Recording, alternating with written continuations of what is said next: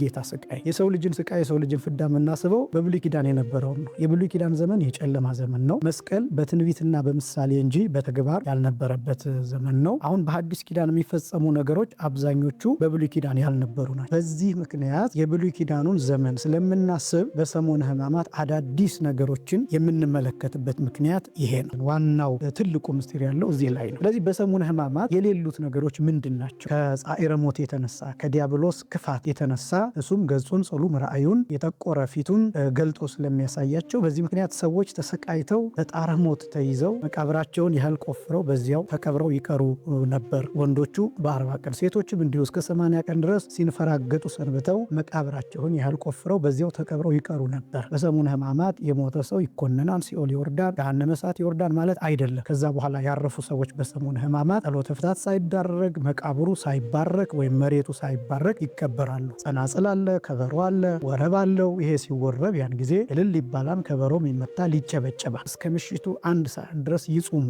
ሰላምታ የሚከለከለው በጸሎተ ሐሙስ ቀን ብቻ እንጂ ሙሉ ሰሙነ ሕማማት ሰላምታ አይከለከልም። አንዳንዶች ሰዎችን ለመዝጋት ስለሚጠቀሙበት ነው። ይሄ ስህተት ነው። ይሰግዳል። ማንኛውም በዓል በሰሙነ ሕማማት የሚውል ማንኛውም በዓል እግዚአብሔርም ቢሆን የእመቤታችን በዓልም ቢሆን የቅዱስ ሚካኤል በዓል ቢሆን የጌታ በዓል ቢሆን ማንኛውም በዓል በሰሙነ ሕማማት ቢውል ይሰገዳል። ምክንያቱም ሰሙነ ሕማማት ራሱ የስግደት በዓል ነው። በነገራችን ላይ የበዓሉን ታላቅነት አይተን ስግደት አይሰገድም ካልን ንግስ ነው ማንገስ ያለብን ማለት ነው። በሰሙነ ሕማማት ሰኞ ቢውል ማክሰኞ ቢውል ቅዳሴ መቀደስ አለብን ማለት ነው። ታቦትን ማውጣት አለብን ማለት ነው። ያ ደግሞ አይሆንም። ራሱ ስቅለት እየተሰገደ ነው የሚከበረው። የእመቤታችን በዓል ደግሞ ከስቅለት ጋር እኩልም አይደለም፣ ከስቅለት በላይም አይደለም። የእመቤታችን በዓል ሁልጊዜ ከጌታ በዓል በታች ነው። ማዕድ ደግሞ በምንቆርስበት ጊዜ እንዲህ መባረክ ሳይሆን መባረክ ስለተከለከለ ወይም በመስቀል ምልክት መባረክ ሳይሆን ኪርያላይሶን ብለን ማዕዱን እንቆርሳለን። እርድን ማለት መቼ ነው የሚታረደው? ስንት ሰዓት ነው የሚታረደው? የሚሉ ተደጋጋሚ ጥያቄዎች ይነሳሉ።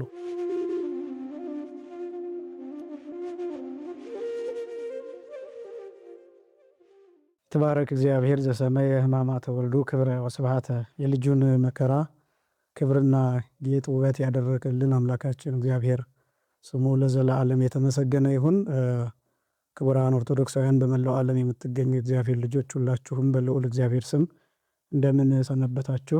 አምላካችን እግዚአብሔር ለዚህ ዕለት ለዚህ ሰዓት አድርሶ ጾሙንም በሰላም አስፈጽሞ ለሰሙነ ሕማማት ስላደረሰን ስሙ ለዘላለም የከበረና የተመሰገነ ይሁን። እንኳን ለበዓለ ሆሳዕና እንዲሁም ለሰሙነ ሕማማት በሰላም እና በጤና አደረሳችሁ። እንግዲህ ሰሙነ ሕማማትን በተመለከተ በሰሙነ ሕማማት ሊደረጉ የሚገባቸውና መደረግ የሌለባቸውን ነገሮች እነዚህን በዝርዝር የምንመለከት ይሆናል። ስለምታዳምጡን እግዚአብሔር ሁላችሁንም ያክብርልን። እንግዲህ እንደሚታወቀው ሰሙነ ሕማማት የሚባለው ሳምንት በስግደት በጸሎት የሚያልፍ ልዩ የሆነ እጅግ በጣም ብርቅና ድንቅ የሆነ ሳምንት ነው። ሰሙነ ሕማማት እንዳጠቃላይ የሚጀምረው ከቅዳሜ ማታ ጀምሮ ወይም ከሆሳዕና ዋዜማ ጀምሮ ነው የሚጀምረው። በእርግጥ እነዚህ ቀጥሎ የምናያቸው የሚከለከሉ የማይከለከሉ ምንላቸው ከእሁድ ከቅዳሴ በኋላ ከረፋድ በኋላ ወይም ከእሁድ ከግማሽ ቀን በኋላ ያሉትን ጊዜ ነው የምንመለከተው። ግን ያው ግብረ ሕማማቱ ግን መነበብ የሚጀምረው ከቅዳሜ ማታ ነው። ራሱ ግብረ ሕማማቱ እንደሚናገረው መግቢያ ላይ ከሆሳዕና ዋዜማ ከቅዳሜ ማታ ጀምሮ ይህንን ያንብቡ ብሎ ያስቀምጣል። ቅዳሜ ማታ የሚነበብ የግብረ ሕማማት ክፍል አለ። እንደገና ሌሊት በባህለ ሆሳዕና ሌሊቱን ሙሉ የሚነበብ የግብረ ሕማማት ክፍል አለ። ከዛ በኋላም ቅዳሴ ላይ የሚነበቡ ምንባባትም መልእክታቱም ወንጌሉም ግብረ ሕማማቱ በሚያዘው መሰረት ነው የሚነበቡት። ይህም ብቻም አይደለም። ቅዳሴው ካለቀ በኋላ ዑደቱ የሚከናወነው ወይም ደግሞ ስርዓተ ምዕዋድ ወይም ደግሞ እየተዞረ 4 ወንጌላውያን የሚነበቡበትን ስርዓትም ግብረ ሕማማቱ በሚያዘው መሰረት ነው። ወንጌሉንም የሚያዘው ግብረ ሕማማቱ ነው። በዚያ መሰረት ያ ስርዓት ይከናወናልና ስለዚህ ግብረ ሕማማት ከሆሳዕና ዋዜማ ከቅዳሜ ማታ ጀምሮ እስከ ቅዳሜ ማታ እስከ ቀዳም ስዑር ማለት ነው፣ እስከዚያ ማታ ድረስ የሚነበብ ነው ግብረ ሕማማት የሚባለው መጽሐፍ እና ስርዓቶቹ ሁሉም በሚባል ደረጃ የተወሰዱት ግብረ ሕማማት ከሚባለው መጽሐፍ ነውና ስለዚህ አጠቃላይ ግብረ ሕማማቱ ሰሙነ ሕማማት ብሎ የሚጠራው ከሆሳዕና ቅዳሜ ማታ ጀምሮ ያለውን ጊዜ ነው ማለት ነው። እንደሚታወቀው በሆሳዕና ከቅዳሴ በኋላ ምዕዋዱ ከተደረገ በኋላ ጸሎተ ፍትሐት ይደረጋል። በነገራችን ላይ ያው እንደ ስርዓቱ ምዕዋዱ ስርዓተ ምዕዋዱ የሚደረገው ከቅዳሴ በፊት ነው። ነገር ግን ሰው ሌሊት ስለማይመጣ ብዙ ሰው ስለማይገኝ ሰው እንዲያየው ተብሎ ስርዓቱ ከቅዳሴ በኋላ እንዲሆን ተደርጓል እንጂ እንደ ትክክለኛው ስርዓት ግን ከቅዳሴ በፊት ተከናውኖ ከዛ በኋላ ቅዳሴ የሚገባ ይሆናል። ነገር ግን ህዝቡ እንዲያየው ተብሎ ከቅዳሴ ውጭ ስርዓቱ ይከናወናል። ከዛ በኋላ ጸሎተ ፍታት ይደረግና ስንብት ከተደረገ ከዚያ ሰዓት ጀምሮ እንግዲህ በሰሙነ ሕማማት የሚደረጉ ምንድናቸው፣ የማይደረጉ ምንድናቸው፣ የሚከለከሉ ምንድናቸው የሚለው ከዚያ ሰዓት ጀምሮ ይጀምራል ማለት ነው። ስለዚህ የተከበራቸው ኦርቶዶክሳውያን አሁን የምንናገራቸው የሚፈቀዱ የማይፈቀዱ፣ የሚከለከሉ የማይከለከሉ የምንላቸው ነገሮች የሚጀምሩት የሆሳዕና ቅዳሴ ተጠናቆ ስርዓተ ምዕዋዱ አልቆ ዘንባባ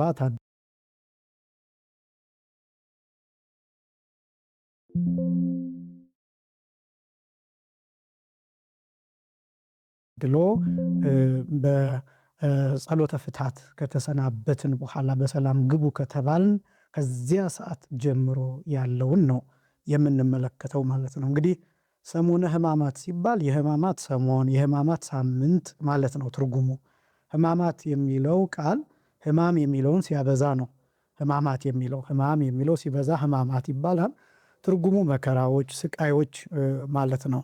ሰሙነ ሕማማት ማለት የስቃዮች ሳምንት፣ የመከራዎች ሳምንት ወይም ደግሞ ልዩ ልዩ መከራ፣ ልዩ ልዩ ስቃይ የሚታሰብበት ሳምንት ማለት ነው።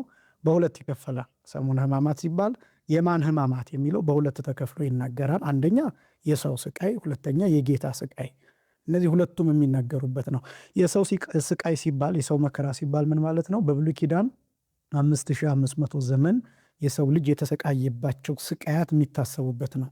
በመንጸፈ ደይን መውደቃችን፣ በእግረ አጋንንት መጠቅጠቃችን፣ ወደ ሲኦል መውረዳችን፣ በዕዳ በፍዳ መሆናችን፣ ያለ ልጅነት መሆናችን፣ ከገነት መውጣታችን፣ በምድረ ፍዳ በምድረ ፋይድ መኖራችን፣ እነዚህ ስቃዮች የሚታሰቡበት ነው። ይሄ ብቻ ደግሞ አይደለም። ነቢያት ያው ዓለም ስላልተገባቻቸው የፍየል ሌጦ ለብሰው ቆዳ ለብሰው ፍርኩታ ለፍርኩታ በየበረሃው በየምድረ በዳው የተንከራተቱት መንከራተት የሚታሰብበት ነው። ስለዚህ ሰሙነ ሕማማት ሲባል የሰው ልጅ ስቃያት ጸበለስን በመብላቱ ከገነት በመውጣቱ ልጅነትን በማጣቱ ምክንያት የመጣበት መከራዎች የሚታሰቡበት ነው። በስጋም በነፍስም በመንፈስም የተሰቃየው ስቃይ፣ እነዚህ ልዩ ልዩ መከራዎች የሚታሰቡበት ነው። ስለዚህ ሰሙነ ሕማማት የሚባለው ለዛ ነው። እነዚህ ከእሁድ ቀድሜ እንደገለጥኩት ከቅዳሴ በኋላ ስንብት ከተደረገ በኋላ ጊዜ ጀምሮ እስከ አርብ ማታ እስከ ስቅለት ማታ ስንብት እስከሚደረግበት ጊዜ ድረስ ያለው ጊዜ የ5500 ዘመን ምሳሌ ነው። ሲቆጠር ያው 5 ቀን ተኩል ይሆናል። ሰኞ 1፣ ማክሰኞ 2፣ ረቡዕ 3፣ ሐሙስ 4፣ አርብ 5 ይሆናል። ከዛ ግማሹን ደግሞ ከሆሳዕና እሁድ ስንወስድ አጠቃላይ 5 ቀን ተኩል ወይም ደግሞ 5 ቀን ከግማሽ ይሆናል። ይህ እንግዲህ ጌታ አስቀድሞ ለአዳም የሰጠውን ተስፋ ያሳያል። በመጽሐፈ ቀሌምንጦስ ላይ እንደተጻፈው በሐሙስ ዕለት ወበመንፈቃ ለዕለት ተወለድ ሞለተ ወለትከ ወእድኅ ውስተ መርበከ ወእትቤዝወከ በመስቀልየ ወበሞቴ ብሎ ከልጅ ልጅህ ተወልጄ አድንሃለሁ፣ በሜዳ እድሃለሁ፣ በመስቀል ተሰቅዬ ቤዛ እሆንሃለሁ 5 ቀን ተኩል ሲፈጸም ብሎ በተናገረው መሰረት 5500 ዘመናት የሚታሰቡበት ነው ሰሙነ ሕማማት፣ የሰው ልጅ ስቃይ የሚታሰብበት። ከዛ ሁለተኛው ሕማማት የሚለው የጌታችን የመድኃኒታችን የኢየሱስ ክርስቶስን መከራዎች የምናስብበት ነው። ከኛ ስቃይ ነፃ ያወጣን፣ ከነዚህ ሁሉ ስቃያት ከነዚህ ሁሉ መከራዎች ነፃ ያወጣን ክርስቶስ እንዲሁ አይደለም። መከራ ተቀብሎ ነው፣ ተሰቃይቶ ነው፣ ተገርፎ ነው፣ መስቀል ተሸክሞ ወድቆ ነው፣ መስቀል ላይ ደቆ ነው እና እነዚያ ሕማማት ተብለው ይጠራሉ። ሁለተኛው ሕማማተ ክርስቶስ ማለት ነው። የመጀመሪያው የሰው ልጅ ሕማማት፣ የሰው ልጅ ስቃይ፣ የሰው ልጅ ፍዳ፣ የሰው ልጅ ዕዳ፣ የሰው ልጅ ሞት፣ የነቢያት በብሉይ ኪዳን የጮሁት ሰዎች የእነዚህ ሕማማት ነው የሚታሰበው። ኪርያላይሶን እያልን የምናስበው እነሱን ነው፣ የምንጮኸው የእነሱን ጩኸት ነው። ስለዚህ የመጀመሪያው ሕማማት ሲባል የእኛን ሕማማት የሚያሳይ ነው። ሁለተኛው የክርስቶስ ሕማማት ነው። ይህንንም በየቀኑ እንለዋለን። ይህንን እንሰብሖ ወናልዕል ስሞ ህቡረ፣ እናመስግነው ስሙንም በአንድነት ከፍ ከፍ እናድርገው ካልን በኋላ እስመ ውእቱ ገብረ መድኃኒተ፣ እርሱ መድኃኒትን አድርጓልና፣ ወበሕማማቲሁ ቤዘወነ፣ መከራ በመቀበሉም ቤዛ ሆኖናል አድኖናል ብለን የክርስቶስን ሕማማት እንጠቅሳለን። ስለዚህ ሁለተኛ ሕማማተ ክርስቶስ የሚታሰብበት በመሆኑ ሰሙነ ሕማማት ይባላል። ስለዚህ ትርጉሞቹ እነዚህ ናቸው ማለት ነው። እንግዲህ ወደ መጀመሪያው እንምጣ። የሰው ልጅን ስቃይ የሰው ልጅን ፍዳ የምናስበው በብሉይ ኪዳን የነበረውን ነው። የብሉይ ኪዳን ዘመን የጨለማ ዘመን ነው። መስቀል በትንቢትና በምሳሌ እንጂ በተግባር ያልነበረበት ዘመን ነው። አሁን በሐዲስ ኪዳን የሚፈጸሙ ነገሮች አብዛኞቹ በብሉይ ኪዳን ያልነበሩ ናቸው። በዚህ ምክንያት የብሉይ ኪዳኑን ዘመን ስለምናስብ በሰሙነ ሕማማት አዳዲስ ነገሮችን የምንመለከትበት ምክንያት ይሄ ነው። ስለዚህ የተከበራችሁ ክርስቲያኖች፣ የተከበራችሁ ኦርቶዶክሳውያን መጀመሪያ በሰሙነ ሕማማት አዲስ ነገር የምናየው ከተለመደው ከ360 ቀኖች ውስጥ የተለየ በሰሙነ ሕማማት የተለየ ስርዓት የምንመለከትበት ምክንያት ወደ ኋላ ተመልሰን በዘመነ ብሉይ የነበረውን ዘመን ስለምናስብ የነቢያትን ዘመን ዘመን አድርገን የነቢያትን ጩኸት አድርገን የነቢያትን ሕይወት አድርገን የነቢያትን ኑሮ አድርገን ወደ ኋላ ተመልሰን የነቢያትን ዘመን ስለምናስበው በዚህ ምክንያት በነቢያት ጊዜ በብሉይ ኪዳን የነበረውን ነገር ለማሳየት ስንል ለየት ያሉ ነገሮችን እንመለከታለን። ዋናው ትልቁ ምስጢር ያለው እዚህ ላይ ነው። ስለዚህ በሰሙነ ሕማማት የሌሉት ነገሮች ምንድን ናቸው? የማይደረጉት ነገሮች ምንድን ናቸው ሲባል የመጀመሪያው ቅዳሴ የለም። እንደሚታወቀው ሰኞ ቅዳሴ የለም፣ ማክሰኞ ቅዳሴ የለም፣ ረቡዕ ቅዳሴ የለም፣ አርብ ቅዳሴ የለም። ሐሙስ ብቻ በጸሎተ ሐሙስ ቅዳሴ አለ። በጸሎተ ሐሙስ ቅዳሴ የሚቀደስበት ምክንያት ጌታችን መድኃኒታችን ኢየሱስ ክርስቶስ ስርዓተ ምስጢርን ያሳየበት፣ ስርዓተ ቁርባንን የገለጠበት፣ ቅዱስ ሥጋውን ክቡር ደሙን ለሐዋርያት የሰጠበት ቀን ስለሆነ ያንን ቀን ላለማሳለፍ ለተዘጋጁ ሰዎችም ሥጋውን ደሙን ለመስጠት ሲባል በጸሎተ ሐሙስ ብቻ ይቀደሳል። ከዛ ውጭ ግን ሰኞም፣ ማክሰኞም፣ ረቡዕም አርብም እነዚህ ቅዳሴ የለባቸውም እና ስለዚህ ለምንድን ነው ቅዳሴ የሌለው ሲባል የብሉይ ኪዳንን ዘመን ስለምናስብ በብሉይ ኪዳን ዘመን ደግሞ ቅዳሴ የለም። ያ ማለት የጌታችን የመድኃኒታችን የኢየሱስ ክርስቶስ ቅዱስ ሥጋና ክቡር ደም አልነበረ። ያ ማለትን ማለታችን ነው። ክርስቶስ ገና በሥጋ አልተገለጠም። አካላዊ ቃል ሥጋ አልሆነም። በዚህ ምክንያት በሰሙነ ሕማማት ቅዳሴ የለም። ሁለተኛ የቡራኬ አገልግሎት የለም። የቡራኬ አገልግሎት የለም ሲባል ምን ማለት ነው? በዕለተ ሆሳዕና ቅዳሴው ከተጠናቀቀ በኋላ ስንብት ከተደረገ በኋላ ቀሳውስት መስቀላቸውን ያስቀምጣሉ። ሊቃነ ጳጳሳትም ኤጲስቆጶሳትም ቀሳውስትም እነዚህ ሁሉ መስቀላቸውን ያስቀምጣሉ። ከዚያ በኋላ የምንም አይነት የቡራኬ አገልግሎት የለም። ዝክር መዘከር የለም። መቃብር መባረክ የለም። ሰዎችን መስቀል ማሳለም የለም። ማዕድ መባረክም የለም። ጸሎት ብቻ ይደረጋል። በኋላ እንመጣበታለን። በመስቀል መባረክ ግን የለም። ለምንድን ነው ይሄ የሌለው ቢባል የቡራኬ አገልግሎት የማይሰጠው በመስቀል የማይባረከው ለምንድን ነው ቢባል በብሉይ ኪዳን የነበረውን ዘመን ስለምናስብ። በብሉይ ኪዳን መስቀል አልፎ አልፎ በትንቢት በምሳሌ የተገለጠባቸው ሁኔታዎች አሉ። በተግባር ግን አገልግሎት ላይ አልዋለም ነበር። ክርስቶስ ከተሰቀለበት በኋላ ነው የመስቀል ብርሃን፣ የመስቀል ኃይል እና የመስቀል በረከት የጀመረው ከዚያ ጊዜ ጀምሮ ስለሆነ በዚህ ምክንያት በሰሙነ ሕማማት የቡራኬ አገልግሎት የለም። ሶስተኛ ሰው ሲሞት ጸሎተ ፍትሐት አይደረግም። ሶስተኛ ይህ ምንን የሚያሳይ ነው ቢባል አሁንም በብሉይ ኪዳን የነበረውን ዘመን የሚያሳይ ነው። በብሉይ ኪዳን ጸሎተ ፍትሐት የለም። በብሉይ ኪዳን ብዙ ለምሳሌ አባቶቻችን ሲናገሩ ወንድ እስከ 40 ቀን ድረስ ሲንፈራገጥ ሰንብቶ መቃብሩን ያህል ቆፍሮ በዚያው ተቀብሮ ይቀር ነበር። ከጻዕረ ሞት የተነሳ ከዲያብሎስ ክፋት የተነሳ እሱም ገጹን ጽሉም ራእዩን የጠቆረ ፊቱን ገልጦ ስለሚያሳያቸው በዚህ ምክንያት ሰዎች ተሰቃይተው በጣረ ሞት ተይዘው መቃብራቸውን ያህል ቆፍረው በዚያው ተቀብረው ይቀሩ ነበር። ወንዶቹ በ40 ቀን ሴቶችም እንዲሁ እስከ 80 ቀን ድረስ ሲንፈራገጡ ሰንብተው መቃብራቸውን ያህል ቆፍረው በዚያው ተቀብረው ይቀሩ ነበር። ያንን ዘመን ለማስታወስ ጸሎተ ፍትሐት አይደረግም። ነገር ግን የተከበራችሁ ክርስቲያኖች በሰሙነ ሕማማት የሞተ ሰው ይኮነናል፣ ሲኦል ይወርዳል፣ ገሃነመ እሳት ይወርዳል ማለት አይደለም። ያ እንዳይሆን አስቀድማ ይቺ ቅድስት ኦርቶዶክሳዊት ቤተክርስቲያን በዕለተ ሆሳዕና በሰሙነ ሕማማት በተለያየ ምክንያት ለሚያርፉ ሰዎች አስቀድማ ጸሎት ታደርጋለች። ስለዚህ ጸሎተ ፍትሐቱ አስቀድሞ ተከናውኗል። ስለዚህ ከዛ በኋላ ያረፉ ሰዎች በሰሙነ ሕማማት ጸሎተ ፍትሐት ሳይዳረግ መቃብሩ ሳይባረክ ወይም መሬቱ ሳይባረክ ይቀበራሉ። ነገር ግን አስቀድመው ጸሎተ ፍትሐት ይደረግላቸዋል። ስለዚህ ማንኛውም ኦርቶዶክሳዊ በዕለተ ሆሳዕና በቤተክርስቲያን መገኘት የሚገባውም አንዱ ለዚህ ነው። ስለዚህ ሰው ሲሞት ጸሎተ ፍትሐት አይደረግም። ሶስተኛ በሰሙነ ሕማማት።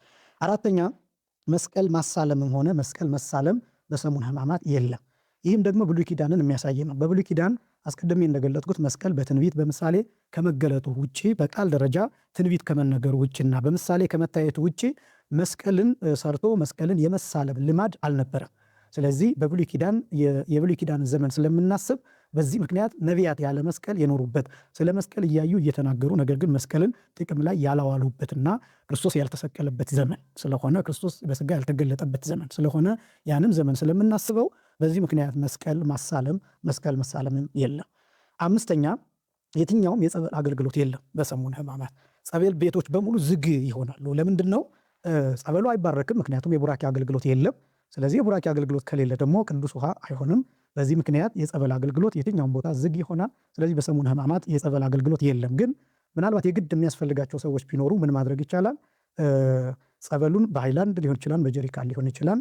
በቤተ መቅደሱ ግብረ ሕማማቱ የሚነበብበት አትሮንሱ ስር አስቀምጠው በየቀኑ መጠጣት ይችላሉ። ያ ማለት ምንድነው? ለምሳሌ ሰኞ ቀን ግብረ ሕማማቱ ሲነበብበት ይውላል ከጧት ጀምሮ።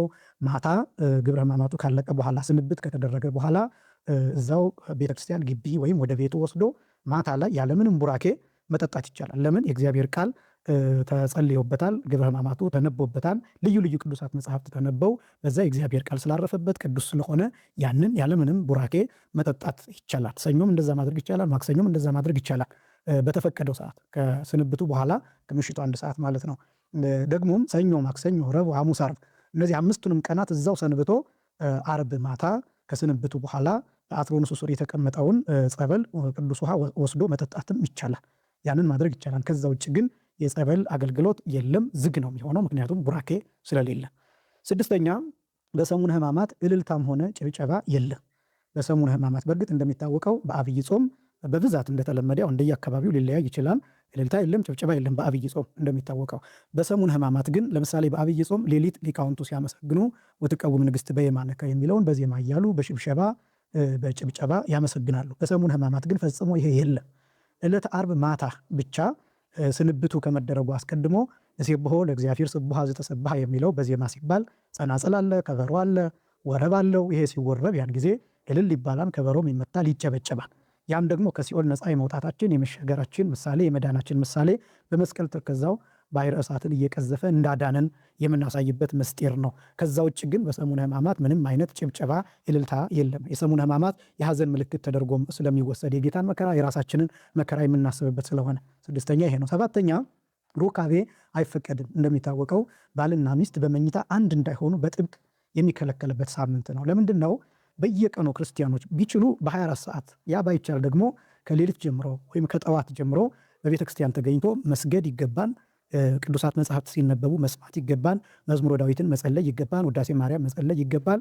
በቤተ ክርስቲያን 24 ሰዓት በሚባል ደረጃ የምንገኝበት ሰዓት ቢኖር ይሄ ሰዓት ነው የሰሙነ ሕማማት እና ስለዚህ በዚያ ሁኔታ ደግሞ በመኝታ አንድ ከሆኑ በኋላ ቤተ መቅደስ መግባትም ስለማይገባ በዓሉንም ደግሞ በዚህ ብቻ ማክበር ስለሚገባ ቅዱሳት መጽሐፍትን በመስማት በመስገድ በመጸለይ በዚህ ማክበር ስለሚገባ በዚህ ምክንያት በሰሙነ ሕማማት ሩካቤ የባልና የሚስት ሩካቤ አይፈቀድም። ያው ሌላው እንደሚታወቀው ሲጀመር ዝሙት ነው ከባልና ሚስት ውጭ ያለው፣ እሱ ደግሞ ምንጊዜም ክልክል ነው። ይህንን ማወቅ ይገባል። 8ኛ አመጋገብን በተመለከተ ፍትሐ ነገሥቱ አንቀጽ 15 ላይ በግልጽ አስቀምጦታል።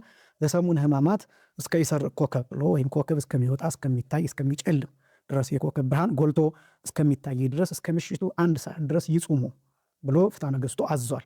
እሱ ብቻ ሳይሆን ስለምንበላው ነገርም ፍትሐ ነገሥቱ አስቀምጦልናል። እሱም 1ኛ ጨው፣ 2ኛ ቂጣ ወይም ቆሎ፣ 3ኛ ውሃ። እነዚህ ነገሮች ብቻ ነው ክርስቲያኖች ማድረግ ያለባቸው የሚል። ይሄ ብቻ ሳይሆን ማክፈልም እንደሚቻል ይናገራል። አባቶቻችን በግብረ ሕማማቱም እንደተገለጠው እስከ ምሽት 1 ሰዓት ድረስ መጾም ታዟል። ማክፈልም እንደሚቻል አባቶቻችን ይናገራሉ። ማክፈል ማለት ለምሳሌ የሆሳዕና እሑድ ማታ የበላ ሰው ከዛ እስከ ማክሰኞ ድረስ ማክፈል ይችላል። አቅም ያለው ነው፣ ግዴታ አይደለም። ወይም ሰኞ ማታ የበላ ሰው ደግሞ ማክሰኞን ዘሎ ሮብ ማታ መብላት ይችላል።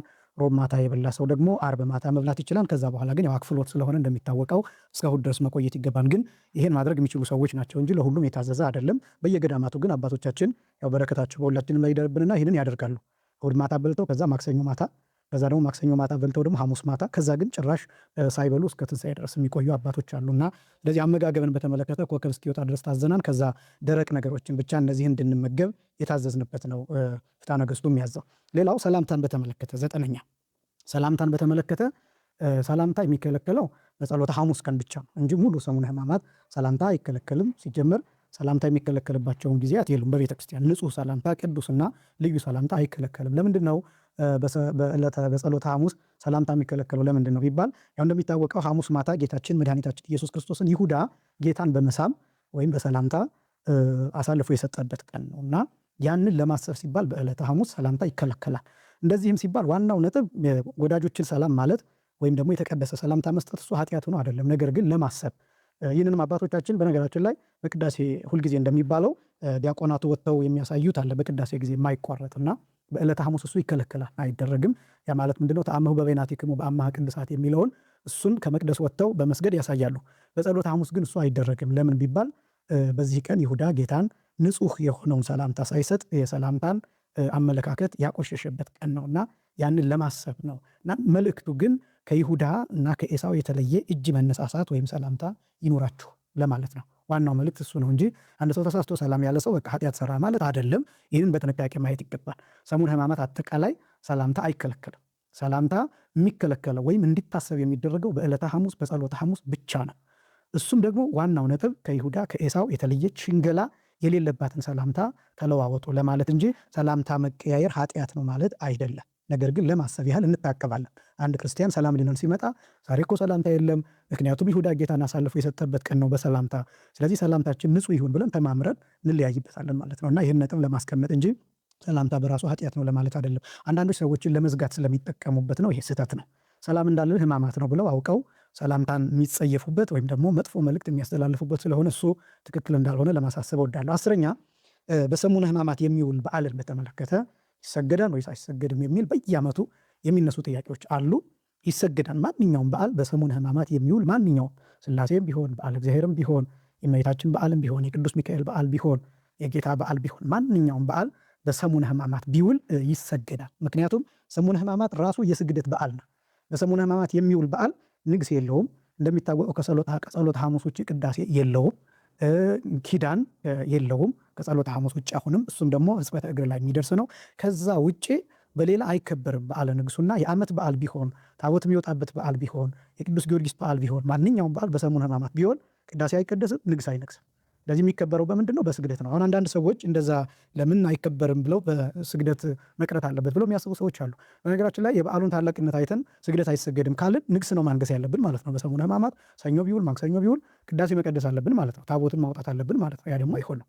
ስለዚህ ማንኛውም በዓል በሰሙነ ሕማማት ቢውል ይሰገዳል። ምክንያቱም ቁጥሩም ደግሞ የሰሙነ ሕማማት ስግደት 6666 ሆኖ በጌታ ግርፋት ቁጥር የተለካ ስለሆነ አይቋረጥም። ለምሳሌ ብዙ ጊዜ የእመቤታችን በዓል አሁን ስቅለት ላይ ሲውል እመቤታችንን ከመውደድ ከማክበር የተነሳ አንሰግድም የሚሉ ሰዎች አሉ። ትክክል አይደለም። በነገራችን ላይ የስቅለት በዓል ከ9ኙ አበይት በዓላት አንዱ ነው። ከሌሎቹም አበይት በዓላት ትልቁ በዓል የስቅለት በዓል ነው እና ራሱ ስቅለት እየተሰገደ ነው የሚከበረው። የእመቤታችን በዓል ደግሞ ከስቅለት ጋር እኩልም አይደለም፣ ከስቅለት በላይም አይደለም። የእመቤታችን በዓል ሁልጊዜ ከጌታ በዓል በታች ነው። ይህን ማወቅ ያስፈልጋል። እመቤታችን ከጌታ በታች ናት፣ ጌታ ደግሞ ከእመቤታችን በላይ ነው። ምክንያቱም አምላኳ ነው። ይህንን ማወቅ ይገባል። ስቅለት ራሱ በስግደት ከተከበረ የእመቤታችን በዓልም በስቅለት ቀን ቢውል ሰኞ፣ ማክሰኞ፣ ረቡዕ፣ ሐሙስ በሕማማት ቢውል በስግደት ይከበራል። ለምሳሌ አሁን በዚህ አሁን በያዝነው ዘመን የፊታችን 2018 ዓ ም በዓለ ወልድ ወይም በዓለ እግዚ የጌታ በዓል ማክሰኞ ቀን ነው የሚሆነው በሰሙነ ሕማማት። ስለዚህ ይሰገዳል። በሌላ ጊዜ ቢውል ከማይሰገድባቸው በዓላት አንዱ የጌታ በዓል ወይም በየወሩ በ29 ማለት ነው። ነገር ግን አሁን ግን ሕማማት ላይ ነው የዋለው። ስለዚህ በስግደት ይከበራል ማለት ነውና ማንም ግራ ሊያጋባን አይገባም። በሰሙነ ሕማማት የሚውል ማንኛውም በዓል በስግደት ይከበራል። ሌላው ማማተብን በተመለከተ 11ኛ ማማተብን በተመለከተ ነው። በጣም ብዙ ጥያቄዎች ይነሳሉ። በእርግጥ እነዚህ መታሰቢያ በዓላት ስለሆኑ መሳሳትም ይኖራል። የተለያዩ መምህራንም የተለያዩ አይነት ሀሳቦች ሊሰጥ ይችላል። ነገር ግን ይሄ ዶግማ ስላልሆነ አሁን ተሳስቶ ያማተበ ሰው ኃጢአት ሰራ ማለት አይደለም። ይህንን በጥንቃቄ መመርመር ይገባል። ግን ማማተብ ቡራኬ ነው የተከለከለው በዋናነት። ማማተብ ግን ለምሳሌ አንዳች የሚያስደነግጠን ነገር ሲኖር፣ የሚያስጨንቀን ነገር ሲኖር፣ የሚያስፈራን ነገር ሲኖር ልናማትብ እንችላለን። እሱ አልተከለከለም። የተከለከለው ቡራኬ፣ ለምሳሌ ማዕድን መባረክ፣ ምግብን መባረክ፣ እነዚህ ነገሮች ናቸው የተከለከሉትና የተከበራችሁ ክርስቲያኖች አንዳንድ ነገሮችን እንዴት እንደምንረዳ ማወቅ ይገባናል። ስለዚህ ማማተብ በሚያስፈራን በሚያስደነግጠን ነገር ሲገጥመን ማማተብ አልተከለከለም። ቤተክርስቲያን በምንሳለምበት ጊዜ በተለይ በሰሙነ ሕማማት ክሪያላይሶን ብለን እንድንሰግድና እንድንወድቅ ነው የታዘዘው። ነገር ግን የሚያስጨርቀን የሚያስፈራን ነገር ቢኖር ማማተብ እንችላለን። ጭራሽ የመስቀል ምልክት ማሳየት ኃጢአት ነው ማለታችን አይደለም። አስቀድሜ እንደገለጽኩት መታሰቢያ ስለሆነ ለምሳሌ ነጠላችንን ስንለብስ አሁን በመስቀል ምልክት እንለብሳለን። አሁን እሱ ኃጢአት ነው ማለት አይደለም፣ አይከለከልም። ነጠላን በመስቀለኛ ምልክት መልበስ ወይም አጣፍቶ መልበስ እሱ አሁን በሰሙነ ሕማማት ይከለከላል ማለት አይደለም። ምክንያቱም መስቀሉ እኮ አለ። እኛ የምናሳየው የብሉይ ኪዳኑን ዘመን ለማሳየት ለመግለጥ እንጂ መስቀሉ እኮ አለ። ለምሳሌ ግብረ ሕማማቱ ሲነበብ አትሮኖሱ ላይ መስቀሉ ይታሰራል። ጭራሽ መስቀሉ ጠፍቷል ማለታችን አይደለም እና ስለዚህ ማማተብን በተመለከተ አይከለከልም ማማተብ። ነገር ግን ቤተክርስቲያን ገብተን በምንሰግድበት ጊዜ ቀጥታ ኪርያላይሶን ብለን እንሰግዳለን ማለት ነው። ኪርያላይሶን ማለት እግዚኦ መሐረነ አቤቱ መሐረን ይቅር በለን ራራልን እዘንልን የሚል ትርጉም ያለው ነው እና ማዕድ ደግሞ በምንቆርስበት ጊዜ እንዲህ መባረክ ሳይሆን መባረክ ስለተከለከለ ወይም በመስቀል ምልክት መባረክ ሳይሆን ኪሪሌይሶን ብለን ማዕዱን እንቆርሳለን፣ ከዛ በኋላ እንመገባለን ማለት ነው። ስለዚህ ማማተብ ጭራሽ የተከለከለ ነገር አይደለም። ይህንን በጥንቃቄ ማወቅ ይገባል። ሌላው 12ኛ ክህነት አይሰጥም በሰሙነ ሕማማት፣ ክርስትና አይነሳም በሰሙነ ሕማማት። ሌላው ደግሞ ጸሎትን በተመለከተ 14ኛ ጸሎትን በተመለከተ አሁን ይህን ማንሳት ያስፈለገው ብዙ ሰው ጸሎት መጸለይ የሚቻለው ምን ነው፣ የሚከለከል ጸሎት አለው የሚሉ ብዙ አይነት ጥያቄዎች ይነሳሉ። የግል ጸሎት ማንኛውም አይከለከልም። በሰሙነ ሕማማት የግል ጸሎት ማንኛውም አይከለከልም። ቢቻል በሰሙነ ሕማማት የሚደረገው ምንድን ነው? አብዛኛው የህብረት ጸሎት ነው ያለው። ግብረ ሕማማቱ ሲነበብ ግብረ ሕማማቱን እናዳምጣለን። ከዛ ደግሞ የውዳሴ ማርያም በየሰዓቱ 7ቱ ዕለታት ውዳሴ ማርያም፣ አንቀጸ ብርሃን እነዚህ ይደገማሉ። ያን ጊዜ የሚያውቅ ሰው መድገም በግዕዝ መጸለይ የሚያውቅ ሰው አብሮ ይቀበላል፣ ይደግማል። እንደገና ደግሞ 150ው ዳዊት ደግሞ በየሰዓቱ ይዘለቃል። በየሰዓቱ እንደየቦታው ሊለያይ ይችላል ስርዓቱ፣ ባህሉ። በየሰዓቱ 150ው ዳዊት ይዘለቃል እና ከዛ የሚደርሰንን ሲታደል ሲሰጥ የሚደርሰንን እሱን መጸለይ እንችላለን። ይሄ ራሱ ጸሎት ነው። ከዛ ውጭ ግን መልክአ ማርያም መልክአ ኢየሱስ በሊቃውንቱ አይታደልም ወይም ደግሞ አይሰጥም፣ አይደገምም በህብረት ማለት ነው። ለምንድን ነው ቢባል በመልክአ ማርያምም እና በመልክአ ኢየሱስ ፋንታ መልክአ ሕማማት ይጸለያል። በየሰዓቱ መልክአ ሕማማት አለ። የ1 ሰዓት፣ የ3 ሰዓት፣ የ6 ሰዓት፣ የ9 ሰዓት እያለ ከዛም ደግሞ የማታም የንዋም የመኝታ ሰዓት አለ እና እነዚህ ጸሎቶች በመልኮቹ ፋንታ በመልክአ ማርያም በመልክአ ኢየሱስ ፋንታ ይደርሳሉ። በዛ ምክንያት ነው አንደኛ። ሁለተኛ ነቢዩ ኢሳይያስ እንደተናገረ የጌታ መከራ የሚታሰብበት ስለሆነ ሰሙነ ሕማማት እንወደው ዘንድ ግባት የለውም ብሎ በተናገረው መሰረት የመልኩን መጥቆር ለማሳየት ስለኛ ብሎ መከራ መቀበሉን ለማሳየት በዚህ ምክንያት መልክአ ማርያም መልክአ ኢየሱስ እነዚህ አይደገሙም። ይሄ ምስጢር ነው። ከዛ ውጭ ግን በግል ማንኛውም ሰው የፈለገውን መጸለይ ይችላል። ተአምረ ማርያም ይነበባ እንደምታውቁትና መልክአ ማርያም አይጸለይም አይባልም። ተአምረ ማርያም እየተነበበ የእመቤታችን የቅድስት ድንግል ማርያምን እንዲያው ከተአምረ ማርያሙ ጋር የምንላቸው መርገፎችም አሉና ስለዚህ በግል ጸሎት ማንኛውም ጸሎት በሰሙነ ሕማማት አይከለከልም። በህብረት ግን ውዳሴ ማርያም ይደገማል። በመልኮቹ ፋንታ ደግሞ መልክአ ሕማማት በዜማ ይባላል። ይህንን ማወቅ ይገባል። የግል ጸሎት አይከለከልም። ሌላው አክፍሎትን በተመለከተ የጌታችን የመድኃኒታችን የኢየሱስ ክርስቶስን መከራ አስበው ከድንጋጤያቸው ከፍርሃታቸውን ጭምር የተነሳና ከማዘናቸው የተነሳ ሐዋርያትም እመቤታችንም ከሐሙስ ማታ በኋላ አልበሉ። ማለት ሐሙስ ማታ ነው ጌታ ተላልፎ የተሰጠው። ሐሙስ ማታ ሐዋርያት ራት እንደበሉ ወንጌል ይገልጣል። ከዛ በኋላ ግን ጌታ ተላልፎ ተሰጠ፣ ይሁዳ አሳልፎ ሰጠው። ዓርብ ቀኑ ሙሉ የመከራ ቀን ነው። ከዛ በኋላም የጭንቀት ጊዜ ነው። ትንሣኤውን እስከሚሰሙበት ጊዜ ድረስ ሐዋርያትም እመቤታችንም አልበሉ። ስለዚህ ትክክለኛው የአክፍሎት ጊዜ ከሐሙስ ማታ በኋላ አለመብላት ነው። እኛ አቅም ስለሌለን ዓርብ ማታ እንበላለን። ከዛ በኋላ ቅዳሜን ሳንበላ እንውላለን። ከቅዳሴ እስከሚወጣበት ሰዓት ድረስ ምንም ሳንመገብ እንቆያለን ማለት ነው። አክፍሎቱ ይህንን ይመስላል። አጠቃላይ የሚችል ሰው አቅም ያለው ሰው ሐሙስ ማታ እንደበላ አይበላም። ነገር ግን እኛ አቅማችን ውስን ስለሆነ ዓርብ ማታ እራት በልተን ከዛ በኋላ አንበላም። ዓላማው ግን ምንድን ነው? የጌታችን የመድኃኒታችን የኢየሱስ ክርስቶስን መከራ ማሰብና የከበረ ስጋው መለኮት የተዋሃደው ስጋው በመቃብር ስለሆነ ያንን ለማሰብ ነው። በዚያ ጊዜ ማለት ነው። በየዓመቱ ይሞታል ይቀበራል ማለት አይደለም። ነገር ግን በመቃብር ስኩብ ሆኖ ያደረበት የዋለበት ስለሆነ ያንን ምስጢር ለማሳየት አክፍሎት እናኮፍላለን ማለት ነው። ስለዚህ አክፍሎት ከዚህ የተነሳ ነው ሐዋርያትም እመቤታችንንም እያሰብን ሐዘናቸውን የምንካፈልበት ነው። አክፍሎት የሚባለው እሱ ነው። ሌላው እርድን በተመለከተ የሚነሳ ጥያቄ ነው። እንግዲህ የመጨረሻው 16ኛው እርድን በተመለከተ እርድን ማለት መቼ ነው የሚታረደው፣ ስንት ሰዓት ነው የሚታረደው የሚሉ ተደጋጋሚ ጥያቄዎች ይነሳሉ። እንግዲህ ይሄ በጸሎተ ትንሣኤ በበዓለ ትንሣኤ የምንጸልየው ጸሎት አለ። የሚደርስ ጸሎተ ቅዳሴ ስርዓተ ቅዳሴ አለ። ወተንሥአ እግዚአብሔር ከመ ዘንቃ እምነዋም የሚል ምስባክ አለ፣ አዋጅ አለ። ይህም ደግሞ ጌታችን መድኃኒታችን ኢየሱስ ክርስቶስ እንደተነሳ አዋጁን የምንናገርበት የምናበስርበት ሰዓት ነውና ስለዚህ እርድ የሚከናወነው ከዛ በኋላ ነው፣ ብስራቱ ከተነገረ በኋላ።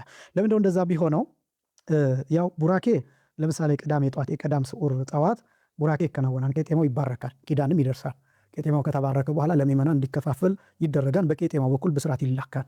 ነገር ግን መስቀል መሳለም ግን የሚፈቀድበት ሰዓት ወተንሥአ ከተባለ በኋላ ክርስቶስ ተንሥአ እሙታን በዐቢይ ኃይሎ ሥልጣን አሰሮ ለሰይጣን አግዓዞ ለአዳም ሰላም ሚእዜሰ ኮነ ፍስሐ ወሰላም የሚለው ከተባለ በኋላና እግዚአብሔር ይፍታ ተብሎ ከተሰናበተ በኋላ ከዛ ሰዓት በኋላ መስቀል መሳለም ይጀመራል። ለምንድን ነው የሚለውን ፍትሐ ነገሥት አንድምታ ትርጓሜ በተለይ ያስቀምጣል። መስቀል ከስቅለት በኋላ መሳለም የማይቻለው ለምንድን ነው ቢባል ስኢም ግን ነፍስና ስጋ ተዋህደው ስላልተነሱ አይፈቀድም ይላል። ስኢም ማለት መስቀል መሳብ መሳለም ማለት ነው። ለምንድን ነው ይልና ምክንያቱን ያስቀምጣል። ነፍስና ስጋ ተዋህደው እስኪነሱ ማለት ሃይማኖታችን ትንሣኤ ነው ዋናው። አሁን ክርስቶስ ተሰቀለ፣ ሞተ፣ መከራ ተቀበለ ብለን ብቻ ሳይሆን የምንሰብከው ተነሳ ማለት አለብን። ምክንያቱም ትንሣኤን ካልሰበክን ሃይማኖታችን ከንቱ ይሆናል። ክርስቶስ ተነሳ ካላልን ሞተ የሚለው ለሙሴም ተነግሯል፣ ለኢሳይያስም ተነግሯል፣ ለሕዝቅኤልም ተነግሯል። ሞተ የሚለው ግን የክርስቶስ ዋናው ትልቁ ሃይማኖታችን ምንድን ነው? ሞተ ብቻ ሳይሆን ነፍሱን ከስጋው ጋር አዋህዶ በስልጣኑ ተነስቷል። ብለን የምንሰብከው ስብከት ነው። ስለዚህ እሱ ወተንሥአ እግዚአብሔር ከመ ዘንቅሐ እምነዋም አምላካችን እግዚአብሔር ከተኙት ካንቀላፉት መካከል ልክ ከእንቅልፍ እንደሚነቃ ልክ እንደዛ ተነስቷል ብለን የምንናገርበት ሰዓት እስኪደርስ ድረስ ምንም አይነት እርድ አይከናወንም። ይሄ አዋጅ ከተነገረ በኋላ እንግዲህ እንደየቦታው ሊለያይ ይችላል ሰዓቱ። በግምት ግን በአማካይ ከምሽቱ 2 ሰዓት በኋላ ከዚያ ሰዓት በኋላ ግን ማረድ ይቻላል። ብስራቱ ድል መንሳቱ ማሸነፉ ከሞት መነሳቱ የሚነገርበት ሰዓት ስለሆነ ከዛ በኋላ እርድ ይከናወናል። መባረክም ይቻላል። በየሰፈራችን በየመንደራችን ያለውን መባረክም ይቻላል። ቀሳውስትን በመስቀል ባርከው ማሳለም ይችላሉ። ከዛ ውጭ ግን የቀዳም ስዑር ቅዳሜ ጠዋት ቡራኬ የሚደረገው ቤተክርስቲያን ውስጥ ብቻ ነው። ቄጤማውም የሚከፋፈለው ከቤተክርስቲያን ብቻ ነው። በዚህ ምክንያት ቡራኬ ብቻ ይፈቀዳል። መስቀል መሳለም ግን ክርስቶስ ተንሥአ እሙታን በአብይ ኃይሎ ስልጣን ከሚለው ሰዓት በኋላ ነው እና ስለዚህ እርድም የሚደረገው ከዛ ሰዓት በኋላ ነው። ግን በተለያዩ ምክንያቶች ደግሞ ሊከናወን ይችላል። አሁን ለምሳሌ